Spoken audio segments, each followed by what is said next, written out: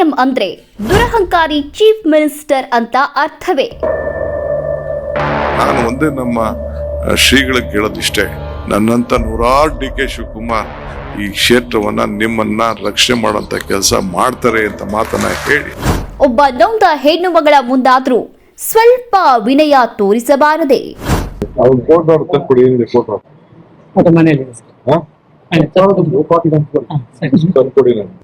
ಅಧಿಕಾರದ ಅಮಲು ಅಹಂಕಾರವೇ ಅವನತಿಗೆ ಕಾರಣವಾಗಬಹುದೇ?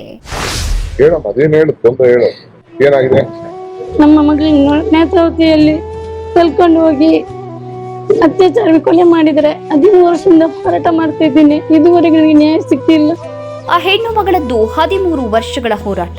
ಸ್ವಂತ ಮಗಳನ್ನ ಕಾಮಾಂಧರ ತಂಡ ಅಮಾನುಷವಾಗಿ ಅತ್ಯಾಚಾರ ಮಾಡಿ ಬರ್ಬರವಾಗಿ ಕೊಲೆ ಮಾಡಿ ಬಿಸಾಕಿ ಹೋಗಿ 13 ವರ್ಷಗಳೇ ಕಳೆದು ಹೋದ್ರೂ ಅಪರಾಧಿಗಳಿಗೆ ಶಿಕ್ಷೆಯಾಗಿಲ್ಲ.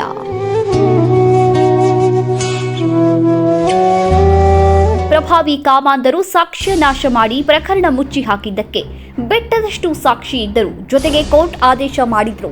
ಸರ್ಕಾರ ಅಕ್ವಿಟಲ್ ಕಮಿಟಿ ರಚನೆ ಮಾಡಿ ತನಿಖೆ ಮಾಡೋದಿಲ್ಲ ಅಂದ್ರೆ ಕಾಮಾಂಧರ ಪ್ರಭಾವ ಯಾವ ಮಟ್ಟಕ್ಕೆ ಇರಬಹುದು ಊಹೆ ಮಾಡಿ.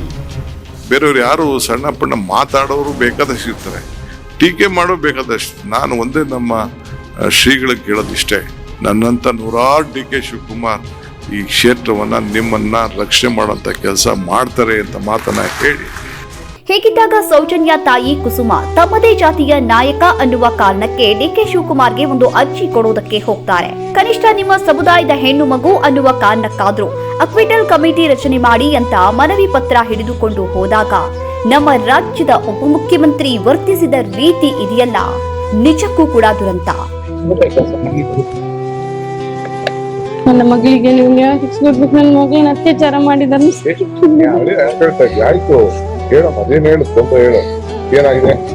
ನಮ್ಮ ಮಗಳಿಗೆ ನೇತ್ರಾವತಿಯಲ್ಲಿ ಕಲ್ಕೊಂಡು ಹೋಗಿ ಅತ್ಯಾಚಾರ ಕೊಲೆ ಮಾಡಿದರೆ 13 ವರ್ಷದಿಂದ ಹೋರಾಟ ಮಾಡ್ತಾ ಇದ್ದೀನಿ. ಇದುವರೆಗೆ ನನಗೆ ನ್ಯಾಯ ಸಿಕ್ಕಿಲ್ಲ.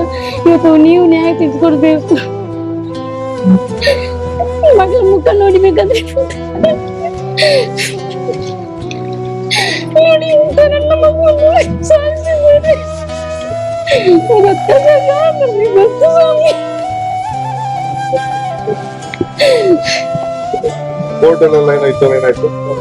ಕೋರ್ಟ್ ಅಲ್ಲಿ ಇವಾಗ ಸುಪ್ರೀಂ ಕೋರ್ಟ್ಗೆ ಯಾಕಂತ ಹೇಳಿದ್ದಾರೆ.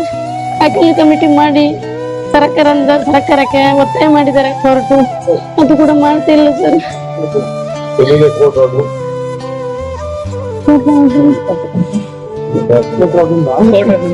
ನಮ್ಮ ಹತ್ರ ಇಲ್ಲ ಇವಾಗ.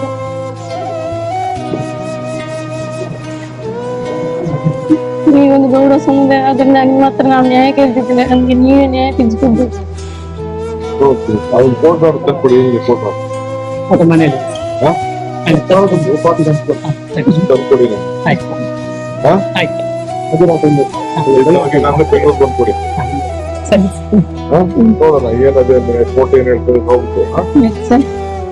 ಸೌಜನ್ಯ ತಾಯಿಗೆ ಉಪಮುಖ್ಯಮಂತ್ರಿ ಡಿಕೆ ಶಿವಕುಮಾರ್ ನ್ಯಾಯ ಕೊಡಿಸೋದಿಲ್ಲ ಅನ್ನೋದು 100ಕ್ಕೆ 100ರಷ್ಟು ಗೊತ್ತಿರುವಂತಹ ವಿಚಾರವೇ.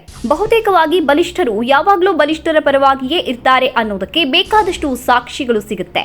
ಏನೇ ಆಗ್ಲಿ, ಮಗಳನ್ನ ಕಳೆದುಕೊಂಡ ಹೆಣ್ಣು ಮಗಳೊಬ್ಬಳು ಒಂದು ಮನವಿ ಪತ್ರ ಹಿಡಿದುಕೊಂಡು ಬಂದಾಗ ಆಕೆಯನ್ನ 2 ನಿಮಿಷ ಕೂರಿಸಿ ಮಾತಾಡುವ ವ್ಯವಧಾನವು ನಮ್ಮ ಉಪಮುಖ್ಯಮಂತ್ರಿಗಳಿಗೆ ಇರಲಿಲ್ಲ ಅನ್ನೋದು ಬೇಸರದ ಸಂಗತಿ. ಮಗಳನ್ನ ಅತ್ಯಾಚಾರ ಮಾಡಿದ್ದಾರೆ.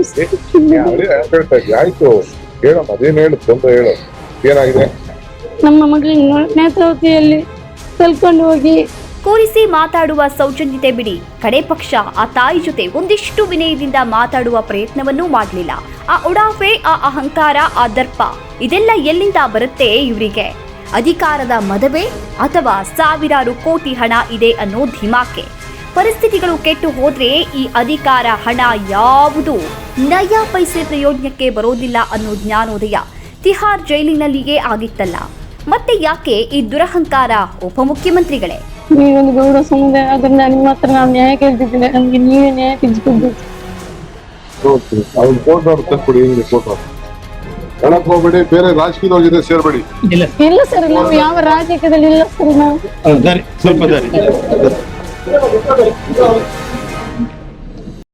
ನಾವು ನಾಳೆ ಮುಖ್ಯಮಂತ್ರಿಗೆ ಆಗ್ಬೇಕು ಅಂತ ಪ್ರಯತ್ನ ಮಾಡೋ ನಿಮಗೆ ಮತ ಹಾಕಿದ ಜನರ ಮೇಲೆ ಯಾಕಿಷ್ಟು ತಿರಸ್ಕಾರ? ಇಷ್ಟರ ಮೇಲೆ ನೀವು ಇಬ್ಬರು ಹೆಣ್ಣು ಮಕ್ಕಳ ತಂದೆ. ಒಂದ್ ವೇಳೆ ಸೌಜನ್ಯ ನಿಮ್ಮ ಕುಟುಂಬದ ಹೆಣ್ಣು ಮಗಳಾಗಿದ್ರೆ ಆಗ್ಲೂ ನೀವು ಇಷ್ಟೇ ಉಡಾಫೆಯಾಗಿ ಮಾತನಾಡ್ತಾ ಇದ್ರ?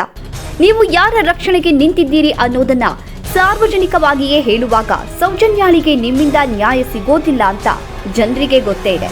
ಆದ್ರೆ ಆ ತಾಯಿ ಕಣ್ಣೀರು ಹಾಕಿ ಮನವಿಯನ್ನ ಮಾಡಿಕೊಂಡಾಗ್ಲಾದ್ರೂ ಸ್ವಲ್ಪ ಸೌಜನ್ಯದಿಂದ ವರ್ತನೆ ಮಾಡಿದ್ರೆ ನಿಮ್ಮ ಮನೆಯ ಹೆಣ್ಣು ಮಕ್ಕಳಿಗಾದ್ರೂ ಸಮಾಧಾನವಾಗ್ತಾ ಇತ್ತು.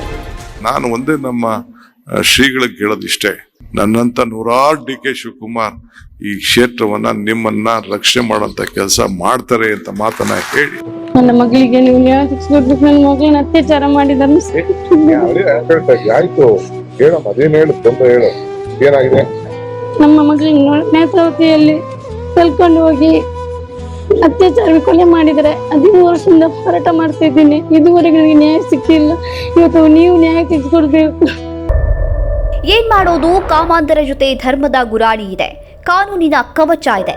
ಎಲ್ಲಕ್ಕಿಂತ ಹೆಚ್ಚಾಗಿ ರಾಜ್ಯದಿಂದ ಹಿಡಿದು ಕೇಂದ್ರದ ತನಕ ಅವರ ಪಾಪ ತುಂಬಿದ ಪಾದಕ್ಕೆರಗುವ ರಾಜಕೀಯ ನಾಯಕರಿದ್ದಾರೆ. ಅದರ ಹಿಂದೆ ಸಾವಿರಾರು ಕೋಟಿಗಳ ಕಾಳಧನದ ಅವ್ಯವಹಾರ ಇದೆ ಅಂತ ಜನರೇ ಮಾತನಾಡಿಕೊಳ್ಳುವಾಗ ಕುಸುಮ ಅನ್ನೋ ಹೆಣ್ಣು ಮಗಳು ಜಾತಿಯ ಕಾರಣಕ್ಕೆ ನ್ಯಾಯ ಕೊಡಿಸಬಹುದು ಅಂತ ನಂಬಿ ಮನವಿ ಮಾಡೋದಕ್ಕೆ ಹೋಗಿದ್ದೆ ಅಪರಾಧವಾಯ್ತೇನೋ ಗೊತ್ತಿಲ್ಲ.